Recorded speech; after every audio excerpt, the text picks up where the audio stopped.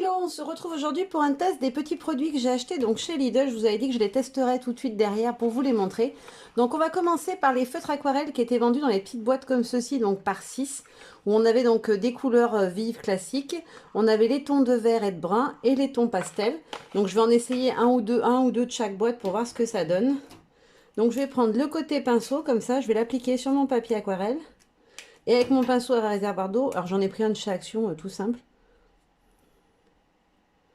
Alors, est-ce que l'eau arrive? Oui. Ouais, c'est mouillé. Bon, alors, est-ce que ça vient du papier? Mais la trace se dissout pas. Alors, peut-être que j'ai trop attendu. Non. Ah. Alors, premier test, c'est pas transcendant, je dirais. Je suis un peu déçue. Je m'attendais à mieux. La trace de crayon, en fait, quand vous venez apposer votre couleur, elle reste. Alors, je vais prendre un bloc acrylique pour voir si... Voilà. Au pire, je les utiliserai comme ça. Je vais mettre sur mon petit bloc. Voilà. Je vais venir prendre mon pinceau à réservoir d'eau.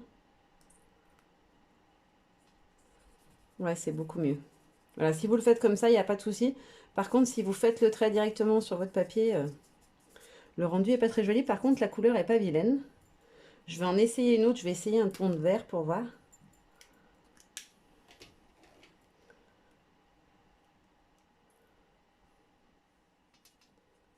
Ouais, franchement, c'est pas mal. Alors, à appliquer comme ça, c'est top. Franchement, je vous montre de plus près. Hop, alors là, c'est du papier aquarelle, enfin, c'est du papier pen on. C'est un papier aquarelle avec un grain quand même. C'est pas mon préféré, mais en cette période de confinement, bah, j'ai quasiment plus de papier aquarelle, donc je fais avec des vieux blocs que j'avais. Alors le vert, c'est un peu mieux dissous, mais on garde quand même, donc je vous déconseille de le faire directement sur votre papier, vous gardez quand même vraiment la trace du coup de crayon de démarrage. Donc ça, ce sont les 3 boîtes comme ça. Donc voilà, je vous conseille de les appliquer sur vos blocs ou sur votre plastique comme moi j'utilise pour créer mes fonds de page. Je pense que ça marchera mieux que si vous faites directement sur votre papier. Vous risquez d'avoir du coup des grosses traces de crayon et ce ne sera pas très joli. Par contre, les couleurs sont sympas. Franchement, le vert, il est très joli. Je vais tester une autre couleur pour voir. Voilà, pour avoir un peu un panel de couleurs, voir ce que ça donne. Franchement, les couleurs sont sympas. L'orange, il est très joli. Ouais, ils sont sympas. Je vais essayer une couleur pastel pour voir si on les voit quand même. Alors déjà, je la vois même pas sur mon bloc. Je sais pas si vous verrez, mais on ne la voit pas sur le bloc acrylique. Alors si on la voit quand même sur le papier, donc ça c'est la couleur peau. Franchement, pour faire des visages, elle est top cette couleur. Pour ceux qui n'ont pas de distress ou qui n'ont pas beaucoup de matériel, c'est un achat à moindre coût. Et vous pouvez faire des jolies des peaux. Franchement, les couleurs pour faire un visage, je trouve que c'est super sympa. Je sais pas si à la caméra, ça va bien ressortir. Je vais peut-être vous mettre un peu plus de lumière. Ouais, ça sera mieux. Voilà, ça fait vraiment couleur visage. Donc franchement, ouais, c'est mieux. Excusez-moi, j'avais oublié d'allumer mon éclairage. Je vais tester un bleu pour voir un peu ce qu'il donne quand même, vous donner un petit aperçu. Ça, c'est donc les couleurs basiques, ils appellent ça. Hop.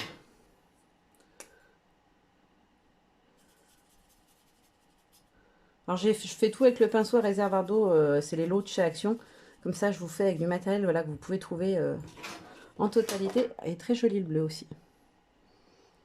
Donc, franchement, ils sont sympas. À appliquer comme ça en les mettant sur votre petit bloc, c'est nickel. Juste, voilà, faites attention, les appliquez pas directement sur votre papier parce que du coup, sinon, vous allez avoir des marques. Donc ça, c'était donc les 3 petites boîtes. Celles-ci, ce sont le même style, j'ai l'impression, que les autres. Ah, ils sont pas faits pareil. Ah, petite différence, voilà. Ça, c'est les autres. Ça, c'était les boîtes comme ça. Et là, c'est la boîte comme ceci qu'on trouve où il n'y en a qu'un seul modèle. Donc, on a toutes ces couleurs-là. Je vais en tester. Alors, vous voyez, ils ne sont pas du tout faits pareil, les stylos. Je vais en tester un pour voir. Je vais essayer le bleu très clair. Ah, il est vraiment très clair parce que je ne le vois même pas sur mon bloc. Enfin, ou très très peu. Ouais. Bon, la couleur, on la voit quasiment pas. Est-ce que ceux-là, par contre, si j'applique directement sur le papier, j'ai les mêmes traces? Ah non, génial! Alors ceux-là, contrairement au premier, si vous les appliquez directement sur votre papier aquarelle, vous pouvez totalement fondre les traces de crayon.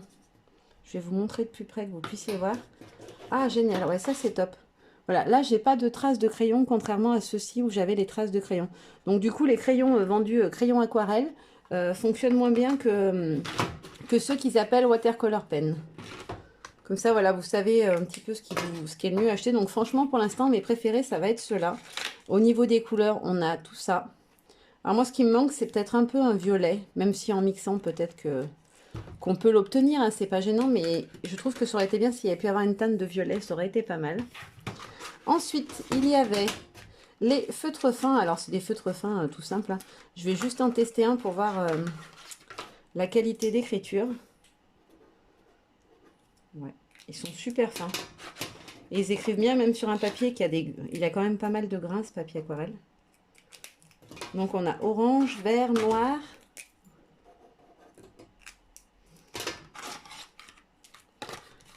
Hop, un jaune. Est-ce que le jaune, il se voit? Oui, il est assez foncé, le jaune, c'est pas mal. Un bleu et un rouge. Là, je vous montre de plus près.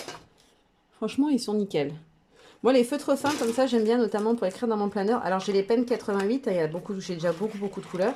Mais voilà, des fois, pour le boulot, moi, je les ai pris pour au boulot parce que j'aime bien, voilà, mettre mes titres en couleur, etc., que ça soit écrit proprement. Donc, ils vont partir avec moi au boulot quand je pourrai enfin y retourner. Parce que c'est pas tout de suite, apparemment, qu'on va pouvoir reprendre le travail. Mais franchement, ils sont super sympas, ceux-là. Et pour finir, donc, je vais tester leur crayon de couleur aquarelle. On va voir ce que ça donne. Alors, il n'y a pas une grande gamme de couleurs. C'est le seul petit bémol qu'on peut avoir. Mais si ça fait son travail, c'est sympa. Donc, je vais appliquer mon crayon. Je vais faire descendre un peu d'eau dans le pinceau.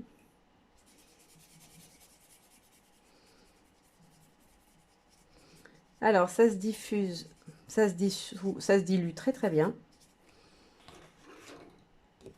Alors, on a encore un petit peu des traces, mais c'est parce que mon papier, il a vraiment du grain, donc ça accroche.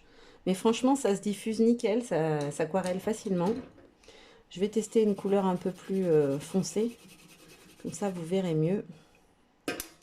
J'essaye de mettre le bouchon du pinceau sur le crayon de papier couleur, ça va pas le faire. Ah si.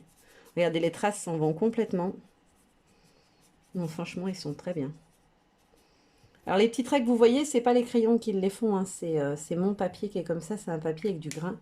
Et voilà ce que ça donne. Donc, les crayons de couleur sont très bien aussi, je trouve.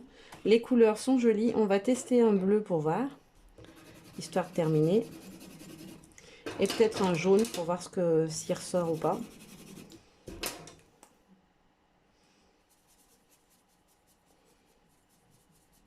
J'ai pas assez d'eau. Bon, alors ça fait pas beau, tout simplement parce que je n'ai pas rincé mon pinceau, donc c'est mélangé avec le rouge de tout à l'heure, ça me fait une espèce de violet pas très beau. C'est l'inconvénient un peu de ces pinceaux Action, c'est qu'ils se tachent très vite et du coup après, je trouve qu'ils sont assez durs à nettoyer. Je vais tester le jaune en espérant qu'il ne soit pas trop mélangé. Non, ça va. Alors franchement, les couleurs, elles sont très vives. Je m'attendais pas du tout à ça, je m'attendais à ce que le rendu soit beaucoup moins joli que ça.